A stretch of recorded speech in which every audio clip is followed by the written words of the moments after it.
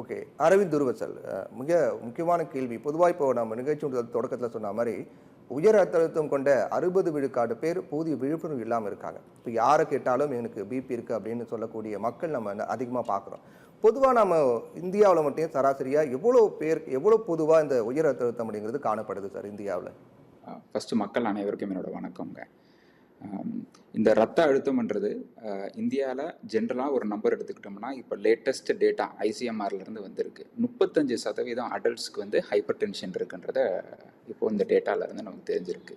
இதே வந்து ஒரு 5 to 10 இயர்ஸ் பேக் பார்க்கும்போது நம்ம அரௌண்ட் 25 to 30% தான் ஹைப்பர் டென்ஷன் இருக்குன்ற டேட்டா கொடுத்துருக்காங்க. உலகளாவிலாவே எடுத்துக்கிட்டிங்கன்னா 35 வயசுக்கு உட்பட்டவங்களில் கிட்டத்தட்ட 30% பேருக்கு வந்து இந்த ஹைப்பர் டென்ஷன்ன்றது இருக்குது. ஸோ இது வந்து ரொம்ப ரொம்ப காமனான விஷயம். ஆனால் நமக்கு டயபெட்டிஸ் வந்து நம்ம இந்தியாவோட டேட்டாவில் 11 to 15% தான் இருக்கின்றது. அதுக்கு இருக்கிற விழிப்புணர்வு இந்த ரத்த அழுத்தத்துக்கு இருக்கிறதே கிடையாது. அதுக்கு முக்கியமான காரணம் வந்து இதுக்கு முன்னாடி டாக்டர் சதானந்தம் சொன்ன மாதிரி இது வந்து ஒரு சைலண்டான டிசீஸ். எந்த ஒரு சிம்டம்ஸும் ஒரு இது ப்ரொடியூஸ் பண்ணாது. ஒரு எண்ட் ஸ்டேஜ்லேயோ இல்லை ரொம்ப ரத்த அழுத்தம் ஜாஸ்தியாக இருக்கும்போது மட்டும்தான் சிம்டம்ஸ் வந்து ப்ரொடியூஸ் பண்ணுறதுனால இதோட இன்சிடென்ட்ஸ் இவ்வளோ ஜாஸ்தி இருந்தும் மக்களுக்கு இதுக்கான விழிப்புணர்வுன்றது வந்து ரொம்ப ரொம்ப கம்மி. இதை நம்ம எப்படி எதிர்கொள்ளணும்னா, தானாக மக்கள் வந்து எவ்ரி 6 months ஆர் 1 yearக்கு ஆஃப்டர் 30 years எல்லாருமே பிபின்றதை கண்டிப்பாக செக் பண்ணுவாங்க. சார், இப்போ இந்த பிபி அப்படின்னு எடுத்துக்கிட்டோம் அப்படின்னா என்னென்ன அறிகுறிகள் வச்சு நம்ம அதை கண்டறியலாம் சார்? ஒரு உயர் ரத்த அழுத்தம் அப்படின்னு வரும்போது என்னென்ன பிரச்சனைகள் அதுக்கு முன்கூட்டி வரும் சார்? ஸோ இதை நம்ம ரெண்டாக பிரிச்சுக்கணுங்க. ஃபஸ்ட்டு வந்து நம்ம புரிஞ்சுக்க வேண்டியது வந்து இந்த உயர் ரத்த அழுத்தம் வந்து ஒரு சைலண்ட் கில்லர்னு ஏன் சொல்கிறோன்னா, அது எந்த ஒரு சிம்டம்ஸையும் ப்ரொடியூஸ் பண்ணாமல் அந்த உயர் ரத்த அழுத்தம் அப்படியே இருக்கலாம். ஸோ அதனால் சிம்டம்ஸ் இருக்கிறவங்களுக்கு தான் உயர் ரத்த அழுத்தம் இருக்கணும்னா கண்டிப்பாக சிம்டம்ஸ் இருக்கணுன்றது கண்டிப்பாக கிடையாது. ரெண்டாவது, அப்படி உயர் ரத்த அழுத்தம் இருக்கிறவங்களுக்கு என்னென்ன சிம்டம்ஸ் இருந்தால் கண்டிப்பாக உயர் ரத்த அழுத்தம் இருக்குன்றதை நம்ம பார்க்கணும் அப்படின்னு பார்த்தோம்னா, ஃபஸ்ட்டு வந்து தலைவலி இருக்குங்க. ப்ரொலாங்டாக ஹெட்டேக் இருந்துச்சுன்னா வந்து நம்ம இந்த உயர் ரத்த அழுத்தத்தை ரூல் அவுட் பண்ணணும். ரெண்டாவது, மயக்கம் டிசினஸ் இருந்துச்சுன்னா பண்ணணும். இதுக்கு முன்னாடி டாக்டர் சதானந்தம் சொல்லும் போது இந்த ஹைப்பர் டென்ஷன் அர்ஜென்சி இல்லை எமர்ஜென்சி பற்றியெல்லாம் பேசினாங்க. அதில் ஒன்று பார்த்தீங்கன்னா, இந்த பிபினால ஒரு ஸ்ட்ரோக் வரதோ இல்லை இந்த பிபினால மூக்குல இருந்து ரத்தம் வரதோ இதையெல்லாம் வந்து நம்ம ஒரு அர்ஜென்சியாக நம்ம பார்ப்போம். பிபினால ஸ்ட்ரோக்கோ ஹார்ட் அட்டாக்கோ இல்லை ரத்த குழாய்கள் வந்து கிழிஞ்சே போகலாம்.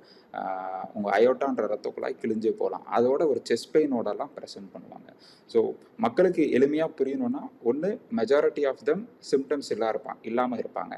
அப்படி இந்த சிம்டம்ஸ் இருந்தால் கண்டிப்பாக போகணும்னா தலைவலி, மயக்கம், மாறுவலி இது இருந்துச்சுன்னா, இல்லை மூக்குல இருந்து ரத்தம் வருது, இல்லை பார்வைகள் கம்மியாகிறது, பிளரிங் ஆஃப் விஷன் இருந்துச்சுன்னா இவங்க கண்டிப்பாக வந்து மருத்துவர்களை இதுக்காக போய் பார்க்கணும்.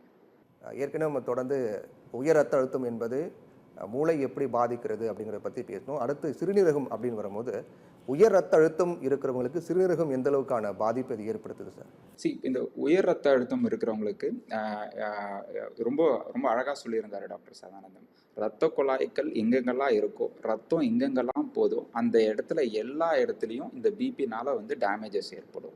அப்படி இருக்கும்போது கிட்னிக்கும் ரத்த குழாய்கள் போகுது. அப்படி போகும்போது அந்த கிட்னியில் இருக்கிற ரத்த குழாய்களில் ப்ராப்ளம்ஸ் வரும். இந்த மெயினாக இந்த பிளட் ப்ரெஷர்னாலேயே ஒன்று. இதனால் ப்ரோட்டீன் லீக்கேஜஸ் ஏற்படும். அதனால் லாங் டேர்மில் வந்துட்டு கிரியாட்டினின் வேல்யூ ஜாஸ்தியாகும், கிட்னி செயலிழக்க ஏற்படும், அது டயாலிசிஸை கூட்டு போகும், அது டிரான்ஸ்பிளான்டேஷன் வரைக்கும் கூட்டிகிட்டு போகலாம். இது ஒரு வகை. ரெண்டாவது, இரத்த குழாய்களில் பிளாக்கேஜஸ் ஏற்படுறதுக்கும் இந்த ஹைப்பர் டென்ஷன் ஒரு காரணம்.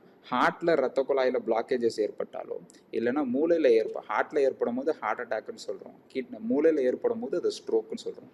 அதே மாதிரி கிட்னிக்கு போகிற ரத்த குழாய்களையும் பிளாக்கேஜஸ் வரலாம்.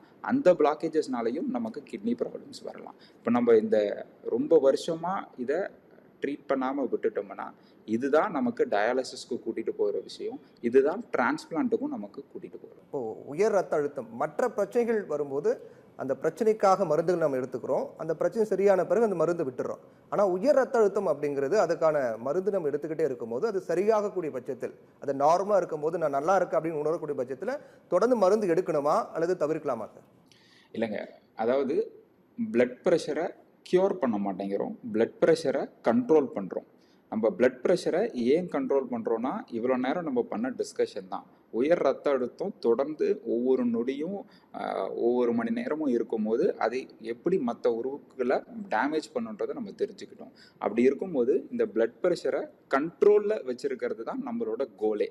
இதை பெர்மனண்ட்டாக ட்ரீட்மெண்ட் பண்ணுறதுன்றது கண்டிப்பாக கிடையாது. இது ஒரு கம்யூனிகபிள் டிசீஸ். ஒரு ஃபீவருக்காக, ஒரு மலேரியா காய்ச்சலுக்காக நீங்கள் ட்ரீட்மெண்ட் எடுக்கிறீங்கன்னா 4 நாள் 5 நாள் மாத்திரை போட்டுட்டு அந்த பர்டிகுலர் திங்கை நம்ம கில் பண்ணிவிட்டு அதோட அந்த டிசீஸை க்யூர் பண்ணுறோம். இந்த ஹைப்பர் டென்ஷன்ன்றது இந்த நான் கம்யூனிகபிள் டிசீஸில் வர்றது. இதை நம்ம லைஃப் லாங் கண்ட்ரோல் தான் பண்ணுறோமே தவிர கண்டிப்பாக க்யூர்ன்ற வார்த்தை வந்து இன்றைக்கி எடுத்துகிட்டு வருது வந்து தவறானது. நம்ம எதுக்கான க்யூர் கொடுக்குறோன்னா இதனால் ஏற்படக்கூடிய செகண்டரி டிசீசஸ், இதனால் ஏற்படக்கூடிய ஹார்ட் அட்டாக்கோ ஸ்ட்ரோக்கோ இதனால் ஏற்படக்கூடிய கிட்னி ப்ராப்ளம்க்கோ அது வராமல் தடுக்கிறதுக்காக தான் இதை நம்ம கண்ட்ரோலில் வச்சுருக்கிறோம். மக்கள் இதை தெளிவாக புரிஞ்சுக்கணும். கண்டிப்பாக மிஸ்லீட் ஆகக்கூடாது. ஒன்ஸ் பிபி ஆயிருக்கு, மாத்திரை போட்டு நார்மலைஸ் ஆகிருக்குன்னா அது மாத்திரை போட்டு தான் நார்மலைஸ் ஆகிருக்கு. மாத்திரையை தொடர்ந்து எடுக்கிற மாதிரி தான் இருக்கும்.